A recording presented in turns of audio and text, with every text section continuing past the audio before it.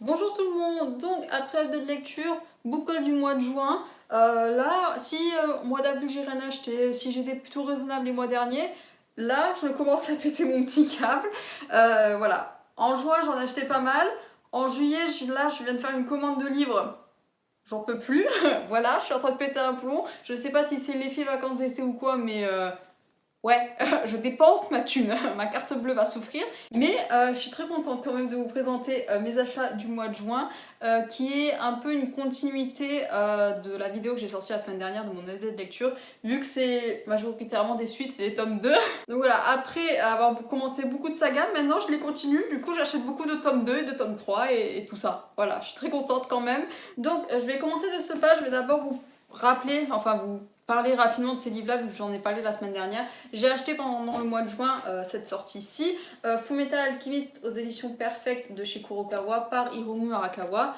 Voilà, c'est trop bien, je vous laisse avec mon update de lecture la semaine dernière, c'est trop bien, c'est le feu, lisez Fullmetal, voilà, je fais de la propagande, lisez-le, vraiment, c'est le feu. Et ensuite j'ai acheté voilà, Heartstopper le tome 4 en VO par Alice Osman aux éditions Hooder, pardon. Voilà, là aussi c'est très très mignon, c'est très sympa. À voir quand arrive la suite, parce qu'il n'y a toujours pas de date prévue. Mais voilà, le tome 5 pour très bientôt j'espère. Et puis voilà, c'est d'une mignonnerie toute mignonne. Voilà. Je parle français aujourd'hui, mais c'est pas grave. Vous pouvez trouver les planches gratuitement sur le site Tapas, que je mettrai en barre d'infos si vous voulez pas les acheter. Ils sont en VO par contre, mais la sortie française est à jour. Je crois que ce tome-ci est sorti au mois de juin aussi, ou au mois de mai, je sais plus trop, mais je l'ai vu pas mal tourner ce tome 4 en français, donc voilà, si vous n'êtes pas familiarisé à l'anglais et que vous ne voulez pas essayer, en français ça existe. Donc, maintenant que je vous ai présenté ces deux achats, on va passer au reste. Et là, il y a des choses. Donc je me suis acheté deux BD qui sont des suites, j'ai deux grosses sagas en cours. Le premier c'est celui-ci, le tome 2 de Zombielenium par Arthur Depin aux éditions Dupuis, Ressources humaines. Voilà. J'ai lu le tome 1 il y a un petit moment, en début d'année je crois, et donc voilà, je me suis procuré le tome 2 un peu quand voilà, je l'ai vu. C'était mes achats BD du jour, donc voilà, j'étais très contente. Donc je sais pas trop comment, enfin l'histoire de ce tome-ci, mais ouais, déjà rien que de le feuilleter, je sais que je vais beaucoup aimer, je le sens très très fort. Mais en fait, je m'étais intéressée à la série après avoir vu le film d'animation, donc voilà, je suis très contente de les découvrir en BD et je suis très contente. Voilà, il n'y a pas d'autres mots. J'espère que cette suite me plaira tout autant et que je me pencherai sur les autres tomes. En plus, c'est une série de BD française, du coup, voilà, je plus sois très très fort. Et puis voilà, j'espère que ça me plaira beaucoup et que je vous en parlerai bientôt. Enfin, de toute manière, je vous en parlais, je pense, en juillet, vu que je vais les lire. Je me demande d'ailleurs pourquoi je les ai pas lus avant. Mais bon, passons pour très bientôt en tout cas. Je vous en parlerai, j'espère en très très bien. Ensuite, je me suis procuré ceci, je me mets petit à petit à jour. C'est le 8e tome, il me semble, c'est ça, de la saga Echo Mon Miroir, La Sirène de Manhattan aux éditions Soleil par Arleston et Barbucci qui sont. Alors l'un est français, l'autre est italien. Je sais plus lequel est lequel, mais voilà. Et je suis très contente de m'être procuré et de l'avoir trouvé parce que c'est vrai que des fois les échos, j'ai un peu du mal à les trouver en librairie. Mais ouais, j'aime beaucoup le dessin. En fait, c'était ça qui m'avait interpellée dans les premiers tomes et c'est ça qui m'avait poussé un peu à vraiment me mettre à fond dans cette saga. L'intrigue après, je crois qu'elle commence à prendre un peu plus d'ampleur. C'est plus le même rythme comme les tomes d'avant où c'est vraiment très comment dire, des tomes individuels. Là, il commence à y avoir une intrigue qui s'étend sur les tomes. Donc, je suis assez contente parce que ça change et ça donne je sais pas, un nouveau coup de peps un peu à la saga parce que je commence un peu à m'ennuyer, à voir tout le temps la même chose. Donc voilà, j'ai hâte de lire le tome 8 et de vous en parler en bien. Et ouais, rien que de le feuilleter, ouais, c'est vraiment les dessins que j'aime beaucoup. C'est pour ça que je m'intéresse beaucoup à l'autre BD du dessinateur. C'est les sœurs, je sais plus, je sais que c'est une histoire de sœurs, mais je me souviens plus du titre. Que voilà, je pense que je vais me procurer très bientôt. Mais ouais, j'aime beaucoup. Et je vous en parlerai très certainement dans l'update de lecture de juillet là aussi. Mais ouais, j'aime beaucoup. Il y a des dragons? Ah, c'est le retour des dragons. Ah, je suis contente. Je vous en parlerai bientôt et j'espère là aussi en bien. Donc ça, c'était mes achats BD. Maintenant, je vais faire un peu des catégories à mes achats physiques, parce que je me suis aussi acheté des e-books, hein, je pense que vous savez lesquels, mais je me les ai achetés, voilà. D'abord, je vais vous présenter ceci, cette magnificence. Le tome 2 de la saga Fils des Brumes de Brandon Sanderson, Le Puits de l'Ascension au livre de poche. J'étais obligée de me l'acheter, je l'ai vu, j'ai fait ok, ben voilà, tu viens avec moi. Et il est plus costaud, je viens de me rendre compte que le premier tome il fait plus de 1000 pages. Oh là là, mais jamais je vais... Je suis en train de me spoiler, pardon. J'ai vu la fin avec les tableaux des métaux. Non, non, faut pas lire, pas maintenant. Donc je sais pas trop ce qui va se passer dans ce second tome. Je sais que ça se passe quelques mois, il me semble, après que Vin et toute sa bande de voleurs aient destitué le Seigneur Maître. Et voilà, avec Elend, ils sont en train de mettre plus ou moins un régime, un nouveau gouvernement, tout ci, tout ça. Et sauf que le Seigneur Maître, au moment de sa mort, il avait prédit quelques mauvais coups. Donc je pense que ça va être vu dans ce deuxième tome, parce que c'est vrai on avait quelques interrogations que Vin avait soulignées, notamment sur voilà, aussi ses capacités. On la sent un peu, comment dire, peut-être plus puissante que Kelsier l'imaginait. Donc je vais voir comment ça se passe, mais je suis très très contente de l'avoir trouvé et de l'avoir entre les mains. Je sais pas si j'arriverai à le lire cet été, malheureusement, parce que 1000 pages, je crois qu'il va falloir y aller. Mais... ouais, j'ai tellement hâte de me replonger dans cet univers et voilà, aux côtés de Vin et de toute la bande de voleurs et voilà, et d'avoir peut-être un peu plus d'informations sur Elend, je crois, oui c'est Elend le Venture, oui c'est ça, Elend Venture, voilà, comment ils vont mettre en place leur gouvernement et puis voilà, avoir une partie du fin mot de l'histoire, parce que j'imagine qu'on aura toutes les révélations dans le tome 3, mais ouais, très très hâte. J'espère qu'il n'aura pas le syndrome du tome 2 et qu'il servira à rien, parce que me manger 100 pages pour rien, je vais mal le vivre. Donc j'espère vous en parler avant la fin de l'année, et le lire, et l'aimer, et le chérir, et que ça continue dans mes coups de cœur, et que voilà, je suis vraiment très très attachée à chacun des personnages. J'espère que l'intrigue sera à la hauteur, et puis voilà. Vraiment, je suis toute émoustillée à rien qu'à l'idée de le lire, donc vraiment très contente. Je vous en parlerai bientôt, et j'espère vraiment que je continuerai à chanter les louanges de cette saga Fils des Brumes, parce que le premier tome, mais quel... Je vous laisse avec l'objet de lecture, mais quelle magnificence, voilà. Ça existe, magnificence? Je sais plus, je parle plus français de toute manière dans cette vidéo, mais... vraiment, de toute beauté, j'espère vraiment que ça me plaira. Ensuite, mon dernier achat physique, c'est une sortie, je crois, du mois de juin ou du mois de mai. Il s'agit de Harry Potter, le 7ème tome, Harry Potter and the Deathly Hallows. Savourez mon accent anglais, il est de toute beauté. Aux éditions Bloomsbury, c'est voilà, l'édition spéciale maison, donc là j'ai l'édition Serpentard en VO, en hardback. Elle est toujours trop bien, voilà, c'est enfin, voilà, vous les voyez là? Eh ben ça c'est le dernier, je suis très très contente vraiment de me l'être procuré. Je trouve que c'est des objets juste très très beaux. Alors certes ils sont un peu simplistes quand on enlève la jaquette, voilà, c'est juste un livre noir avec écrit en vert un peu fluo. Voilà, Slaverine édition. Mais étant fan de Harry Potter, je devais me l'acheter. Donc voilà, je suis très contente d'avoir la collection complète. Je pense que je continuerai. J'ai vraiment beaucoup envie de m'acheter les éditions illustrées. Mais je pense que je les achèterai que quand elles seront toutes là. Parce qu'il y a des retards. Le tome 4 a mis, je crois, 2 ans à sortir.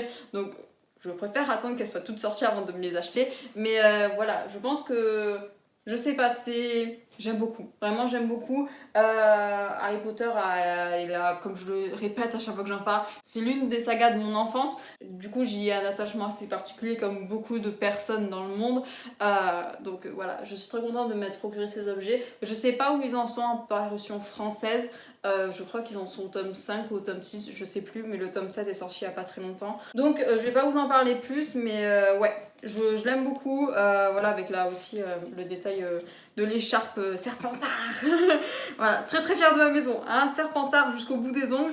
Mais oui, je l'aime beaucoup, il y a des illustrations, il y a des choses relatives à chaque maison, c'est-à-dire que là dans l'édition Slytherin on va avoir des informations sur la maison Serpentard. Dans la version, je sais pas, Ravenclaw, on va avoir des choses sur les serres d'aigle, ainsi de suite. Donc voilà, très contente, et puis chaque couverture est un peu différente en fonction de la maison.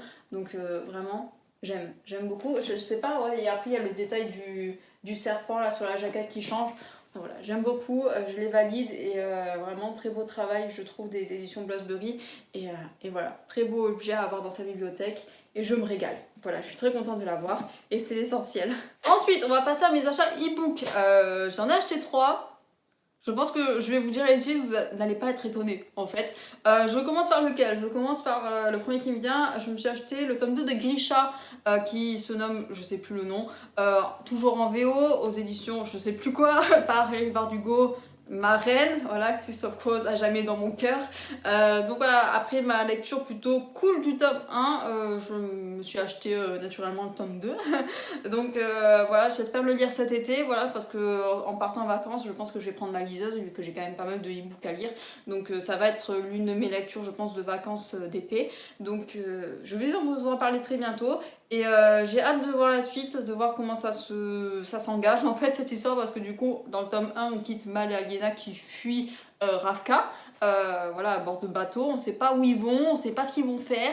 Aliena, on ne sait pas trop ce qu'elle va faire non plus. Donc voilà, on sait pas trop ce qu'ils font en fait.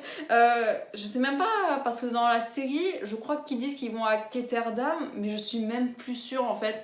Donc je sais même pas où ils vont. Donc ça va être une très très grosse surprise. À voir maintenant comment ça va se passer ce tome 2. Avec aussi dans la série, ils montrent l'avènement du Dark Line qui traverse, je crois, le Fold, qui va de l'autre côté, je sais plus trop, avec toute une sorte d'armée de créatures. Donc on va voir comment ça se passe. Dans le livre, c'est pas marqué vu qu'on est dans le point de vue d'Aliena, mais voilà, très très hâte de voir comment ça va se passer, de voir comment les pouvoirs d'Aliena vont évoluer, parce que j'imagine qu'elle va devenir de plus en plus puissante, et bon, que dans le tome 3, elle va réussir à dégager le Fold, parce que dans Six of Crows, il me semble plus qu'il y ait le Fold, je me souviens plus trop. Et après, c'est aussi toujours mon petit challenge personnel de le lire en anglais, donc j'espère que j'arriverai à le lire, que je m'en sortirai, parce que je crois que j'ai pas lu beaucoup de livres où je savais plus, vraiment pas du tout, que voilà, j'avais aucune idée de l'intrigue principale, je savais pas du tout ce qui allait se passer. Donc à voir comment je m'en sors, si je ne me repose pas trop à chaque fois que je lis un livre sur les bases que j'ai eues, sur ce que j'ai pu voir en film ou en série. Mais ouais, très très bonne expérience je pense, et voilà, je vous en parlerai très bientôt. Ensuite, je me suis procuré le tome 2 de la saga Les Peuples de l'air. Je sais plus comment ça s'appelle, Le Roi Maléfique de Holly Black aux éditions Rajo, je crois, qui est sorti il y a un petit moment. Je sais pas quand est-ce que le tome 3 sort, je sais même pas s'il y a une date de sortie à l'heure actuelle. Mais bon, après la très bonne lecture qu'a été le tome 1, voilà, je m'étais beaucoup régalée avec... alors c'est June ou c'est Jude, je sais plus trop si c'est un D ou un N. Mais voilà, j'avais beaucoup aimé ce personnage que j'avais trouvé quand même très haut en couleur, que voilà, d'habitude les personnages féminins, ça j'aime pas. Mais là, elle m'avait beaucoup plu. Donc, et puis la fin du tome 1 m'avait assez surprise, ça a pris des proportions et une direction auxquelles je m'étais pas du tout attendue. Donc à voir comment ça se passe, et puis sa relation aussi avec Cardan. Cardan, voilà, que dire sur Cardan? C'est un gros boulet dans le premier tome, j'espère que sa personnalité va être beaucoup plus développée dans le tome 2, parce que vraiment il fait que des apparitions dans le tome 1. Là je pense que Jude et Cardan vont devoir s'allier pour voilà, réussir à maintenir le trône de la Féerie, parce que ça va être compliqué je sens. Donc à voir comment leur relation va évoluer, comment Jude va réussir à maintenir le pouvoir avant que son demi-frère voilà, arrive au trône. Et puis voilà, c'est un univers aussi qui m'avait beaucoup plu, parce que je ne lis pas du tout de livres sur les Fae. C'est pas un peuple que j'aime beaucoup d'habitude, parce que j'ai un très très mauvais souvenir en fait de Akotar. Donc je crois que je mets tout sur Akotar. Du coup, à chaque fois qu'il y a des failles, je pense à Akotar, je suis là, non, ça va pas le faire. Sauf que bon, il y a du coup des séries comme Le Prince Cruel qui sont très très cool à lire, et qui du coup me réconcilient aussi avec le genre, et avec ce genre de créature là. Donc très très hâte de lire le tome 2. Là aussi, ça va être une de mes lectures d'été. Donc voilà, très très hâte, et j'espère vous en parler vraiment très bientôt. J'en ai marre de finir les présentations de livres avec j'espère vous en parler bientôt. Ça me saoule en fait, il faut que j'arrête. Mais c'est un réflexe, je le dis sans vraiment y penser. Ouais, je le lirai et je vous en parlerai. Ensuite, le dernier book que je me suis procuré, alors je vérifie juste que je vous ai bien parlé de tout. il me semble, oui.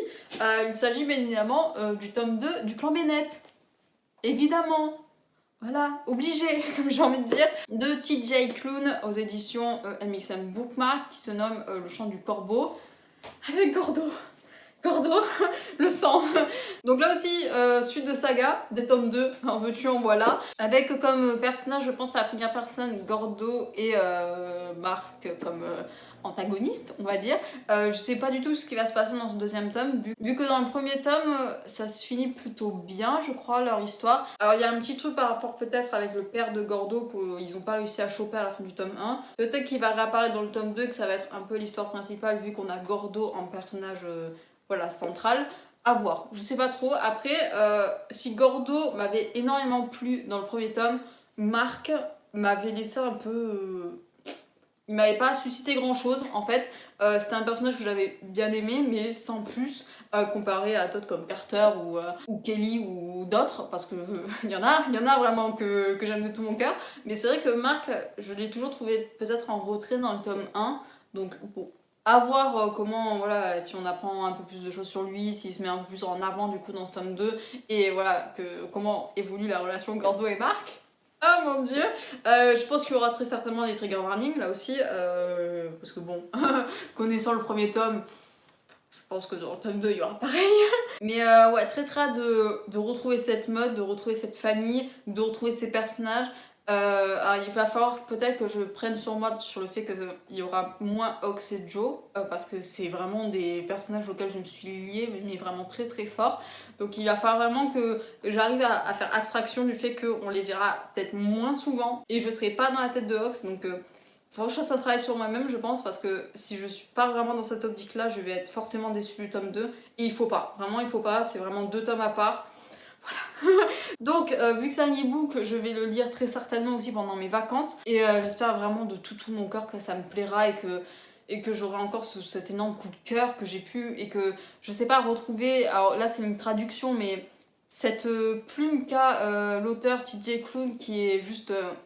Je sais pas, j'aime beaucoup, c'est très très épuré, je trouve, comme écriture. Donc ouais, très très hâte de me plonger dans ce livre-là. Donc je pense que si le tome 2, le tome 3 et le tome 4 me plaisent vraiment beaucoup, je me les achèterai en VO. Ça c'est sûr, et je pense que je les lirai au moins une fois dans ma vie en VO, parce que ça doit être tellement beau, je pense, l'écriture. Tout le monde vraiment chante des éloges sur TJ Klune et de sa manière d'écrire, notamment avec le clan Bennett qui est l'une de ses sagas phares. Je sais qu'il a écrit beaucoup de sagas, mais c'est plutôt du contemporain pour le coup. Et le contemporain, enfin, c'est pas mon style pour le moment, donc peut-être que j'essaierai un jour, mais j'avoue que non, ça, ils me font pas envie plus que ça. Mais vraiment, si je tombe amoureuse du clan Bennett, c'est... Donc je vous en parlerai cet été, soyez-en sûrs, parce que je le lirai de source sûre, et vraiment, continuez à chanter leur louange, je demande que ça, donc je vous en parlerai très certainement en septembre. Ça va être tout pour cette vidéo, j'espère que ça vous aura plu. Si vous voulez des avis vraiment sur les premiers tomes, sachant que j'en ai parlé la semaine dernière, je vous redirige sur mon date de lecture de juin. Vraiment, cet été, c'est génial. Le mois de juin était tellement cool, que ce soit en termes de lecture ou d'achat. Juste du feu de Dieu. Et est-ce que je suis en train de craquer mon slip pour juillet? Oui. Oui, que ce soit en termes d'achat. Alors, lecture, j'en suis encore à mon premier livre, mais il est pépite, il est gold aussi, donc vraiment... très très hâte de vous en parler. Mon mois de juillet s'annonce très très cool. Voilà, j'espère que tout va bien dans vos vies, que vous passez de très bonnes vacances ou voilà, que vous travaillez bien, je sais pas trop comment le dire. Voilà, le mois de juillet, on dirait pas qu'on est en juillet en fait, vu que je suis encore en jean et que j'ai pas chaud. Je trouve ça bizarre, le temps est très très bizarre, je trouve. Bref, j'espère que vous allez bien et que vous prenez soin de vous, c'est le plus important. Je vais vous laisser, je vous souhaite à tous une très belle journée, une très belle semaine, ainsi de suite, et bien évidemment d'excellentes lectures. Bye bye.